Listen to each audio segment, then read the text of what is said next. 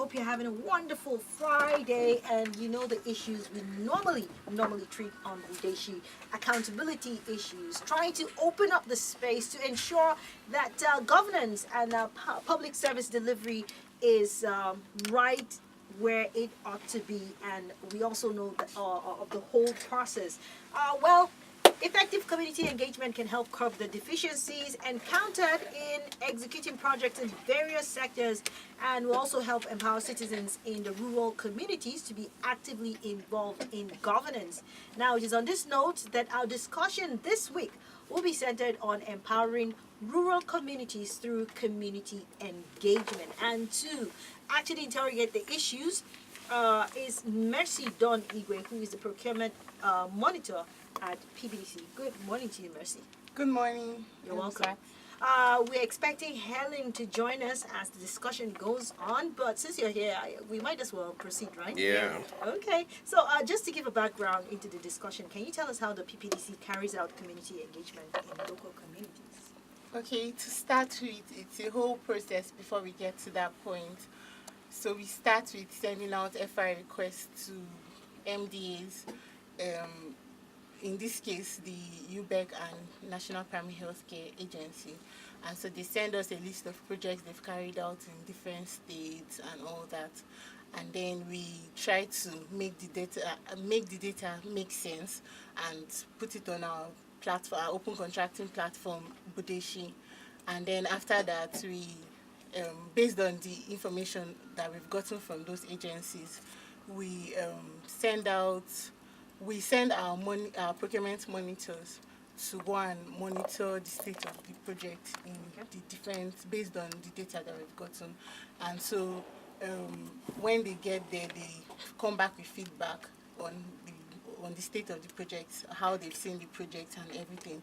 And then later, we now, based on the feedback they've come back with, we now go to engage with the community members themselves to hear from them, their challenges, their whatever, like why the projects are even like that, if they even know why those projects, because sometimes we see that the projects are abandoned or not in use, or a few chairs are not available in the classrooms or things like that. So we try to just basically engage with them, hear from them and all that. So that's what we do. Why do I have a feeling that that initial process of, the FOI inquiry and all that might just be the most difficult part of the entire process?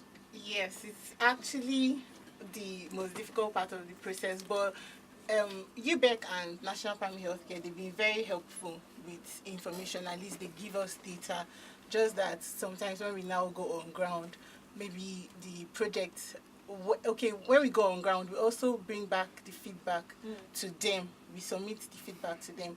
And so sometimes they have issues saying, okay, this project, let's say we didn't find a project on site, and then we come back and tell them, okay, we didn't find this project on site, and then they say they relocated it to another site. Why didn't we get back to them before we went? So that whole back and forth process.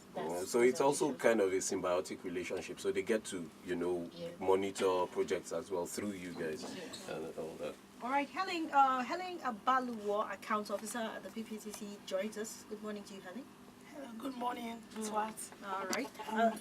We've been discussing effective community engagement that can help curb the deficiencies encountered in executing projects. And we're asking Mercy about the background, how the PPDC carries out community engagement in local communities. But let me ask you this, Helen, can you share some of your discoveries while carrying out community engagements?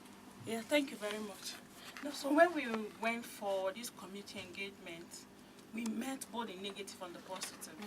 Some of the reports were good, then some of the reports were not really perfect. Then we discovered that there's very, very huge need gap. Need assessment was not carried out. Oh, really? Before those projects. We mentioned in this radio station severally, before you carry out a project, in my own opinion, it's best to go to the grassroots, like inquire what is required. Just for instance, maybe a hospital might not need a new renovation. He might probably need an equipment. He might probably need new staffing or something else. But sometimes we don't do that. We stay in Abuja, plan, when we say, okay, we want to implement programs in all, let's say 5 states. And we go and implement the same program in all the 5 states. Why, in real sense, that is not what all the 5 states need. Indeed. So there is that huge gap needs to be filled. That is one thing I discovered that is a big problem. It does, the lack of carrying out the needs assessment. Needs Indeed. assessment. And it's very true. It cuts across like almost every other sector. We don't get to see a lot of engagement from the down to the up, down, up, and all of that. Most of the time, it's just done at that level, and people don't seem to get satisfied. But I think that's a very important and ought to be taken with a lot of concerns. Now, we also have this question for you. Yeah. The big gap we've seen too is the fact that these people don't have access to this contracted information. When you don't have information, how do you start engaging? How are you even sure that is what is on the contract document that is what is on ground? So you probably don't even know where to start engaging from. There was an issue one of our monitors reported from one of those states that we visited. When this visit happened, the contract was to build a school, then furnish the school with desks and table. But after the whole renovation, the 100 chairs were supposed to be supplied, and those chairs were not probably supplied. So you won't even know until when we got there. We now discovered, they now said, okay, we were supposed to have 100 chairs, and they was even thinking that the contractor mentioning 100 chairs was just that he wanted to even do them favor or something that way. All right. So, looking at this, just to put this in here, implementing agencies, seeing that you guys have been on this process for quite a while, of advocacy for community engagement and all of that. To what extent do you would you say that these agencies are open to community engagement? Well, I'll speak for the health and education sector because that's where our work is centered on. So, because like I earlier mentioned that we come back with feedback and we give to them and tell them, okay, see what we found on ground, see we need you to understand that needs assessment is key before you carry out all this project. So in my own opinion, from the work we are doing with them, especially the UBEC, they begin to realize that they actually need to carry out effective community engagement before they carry out projects in any community. For example, call the power groups, the women association, the market people, and say, oh, look, this is what we intend to do. We intend to construct a school in your community. And they may say, look, we don't need a school, but we need you to furnish our community school that's already existing. And then sometimes they've even realized that it might even save cost. So if you are supposed to use like 4 million naira to build a new school, and then you just need, and then the community tells you that they just need the furnishing of the school, and then you might just spend maybe like 1 million or 1.5, and then it saves you cost and all this. So they are gradually beginning to see the need or the importance of effective community engagement. Just to add to that, when you go on ground, you also discover that even the end users don't even have access to monitoring of those projects.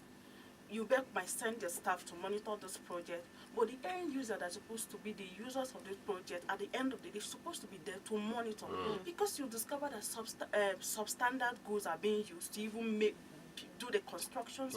In that way, though the end user will say, no, why are you using this kind of equipment instead of the other one? And so UBEC, apart from UBEC, they need to be an end user monitoring this project. And the end user can't monitor those projects if they don't have data. Yeah. The data is not made available to them, because it's even better if I'm in a village, for example, and then I see a contractor sending us 100 chairs, and those chairs they look like they're going to break anytime soon. And because I have information that this the kind of quality of chair that was paid This for. is the standard that I was would paid say for. yes. I would say okay. I can't, like, this is not obtainable. This is not acceptable to us as a community. But I'm acting based on the data and information I've gotten. All right, so if you're just joining us, this is Budeshi, and we've got the team from PPDC joining us in the studio here, talking about empowering rural communities through community engagement. Helen Baluo is the account officer at PPDC, and we also have a procurement monitor at PPDC, Mercy Don Igwe, here.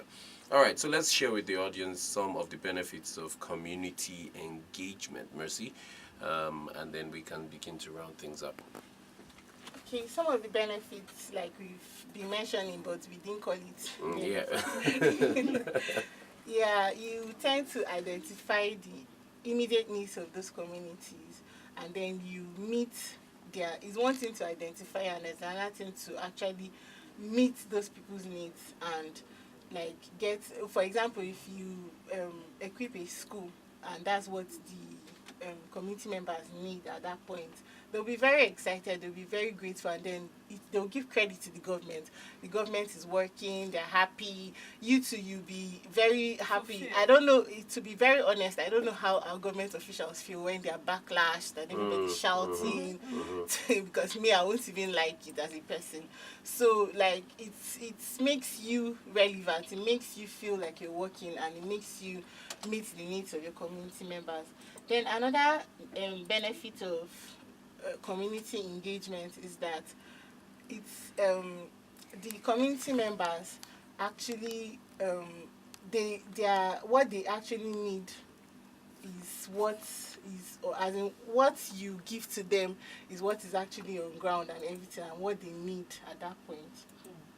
Right. So you've talked about the benefits, but let me ask you, Helen, Okay. has PPTC mapped out any effective ways to drive community engagements? Knowing fully well that these are some of the benefits accrue to you. What is your organization doing to drive that out? All right, thank you very much. We have mapped out a lot of ways. You if you can recall very well, we've been carrying out community engagement, and what PPDC normally do, they'll go out there to MDs. We collect all these data, we put them on Budeshi. Then our monitors run with these data. Okay. They go to the communities. They try to monitor what is on ground with what the data to see if there's any difference. If there are difference, to ask questions. That is one way. Then the next thing that PPDC has done is, through this monitoring, we've discovered a huge gap. That these people, number one, there's no central contracting information anywhere for them to even engage with. So PPDC has populated Budeshi with different contracted information that you can access anytime. And the good thing PPDC just did is that we launched Budeshi toll-free number. With that number, you don't even need to pay a dime. You can make calls. We have a dedicated FY desk. Somebody's there from 8 o'clock to 5 o'clock to answer your questions. But if the truth is that we don't see that kind of engagement like the way it ought to be, where people will be booming the phones with calls. Yes. We don't see that. So those are the things that PPDC has done. And right now, we are even trying to, there's another monitoring committee engagement that will be coming up next week and subsequent week before the year ends. So these are the things that PPDC has mapped out. Indeed, we cannot deny the fact that the PPDC has taken the lead among its peers in ensuring that matters like this, effective community engagement, opening up the whole process and the whole, terrain to ensure transparency is actually attained. But then, like Helen rightly noted, citizens' engagement is what we keep on advocating for. As we come up on this platform, we ask that, look, go ahead, ask the question, call the numbers, go on the Budeshi platform, get all the necessary information, monitor, be a part of this whole process, because they can't do it alone. You want to add something? Yes, Mercy? I just wanted to add that aside what Helen has mentioned that Yes. we're working on, earlier, like last year, we were using procurement monitors, and we send them from Abuja, they go to these communities. But we realized that because they don't really know the terrain and everything, they don't really understand as they should what these community members require and they need. So we decided to have our CBMs, people that are locally, let's say you're from Anambra, we employ you to actually monitor the projects because you know the terrain, you know what you should be looking You know how out to for. get around. Yes. Yeah. Yes, Okay. that's a new Initiative. Okay. So just before we throw open the lines, concerning the platform, the Budeshi platform, a lot of times there are a few issues of confusion. I can see there's a budeshi.ng, there's a budeshi.org. Which is which? Budeshi.ng. Okay. So just maybe you throw out the platforms again that people can call, that people can check, and all the social media platforms too. Okay, so for our Budeshi toll-free number that Ellen earlier spoke about, it's 0800 283 3744. I'll take it again, 0800 283 3744. That's it. Okay. And Then our office number, if you want to reach the PPDC directly and not report the state of projects in your community, it's 070 666 18896. 070 666 1896. And then for Facebook, it's Procurement Monitor, and for Twitter, it's at PP Monitor NG, and for our Instagram, it's procurement_monitor_Budeshi. Then our email address is ppdc@procurementmonitor.org. all right.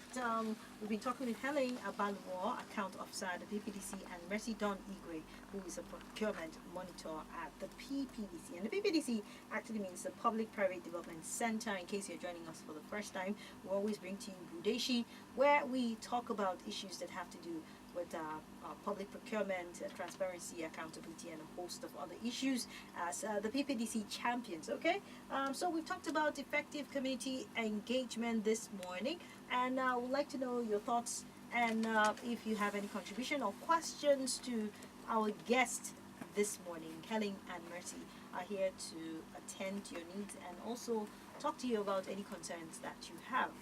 Okay, or if you have any suggestion, that is also